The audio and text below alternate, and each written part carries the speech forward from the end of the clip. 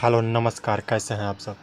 जी बहुत ही बड़ी खबर और बवाल खबर। जी हाँ, खेसारी लाल यादव और अक्षरा सिंह जी का जो बहुत दिनों से इंतज़ार कर रहे थे हम लोग, जो अक्षरा सिंह और खेसारी लाल यादव कब दिखेंगे कब दिखेंगे। जी तो आ गया वो समय। 21 मार्च को छपाक वाटर पार्क पटना, जी हाँ, छपाक वाटर पार्क पटना में खेसारी लाल यादव और अक्षरा सिंह जी का स्टेज शो। जी हाँ, ये तीन चार कंपनी वाले ने मिल के करवा रहे हैं, जो छपाक वाटर पार्क पटना में हो रहा है।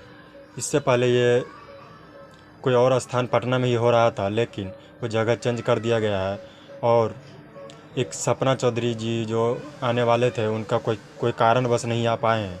इस चक्कर में अब जगह भी चेंज कर दिया गया है और सपना चौधरी के जगह पे अक्षरा सिंह जी आ रहा है। तो बहुत ही कमाल का होने वाला है स्टेज शो। तो आप लोग जाके देख सकते 21 मार्च को। उसके लिए टिकट रखा गया, टिकट बुकिंग कर लीजिएगा। पोस्टर में आपको दिख जाएगा स्थान और टिकट बुकिंग करने का।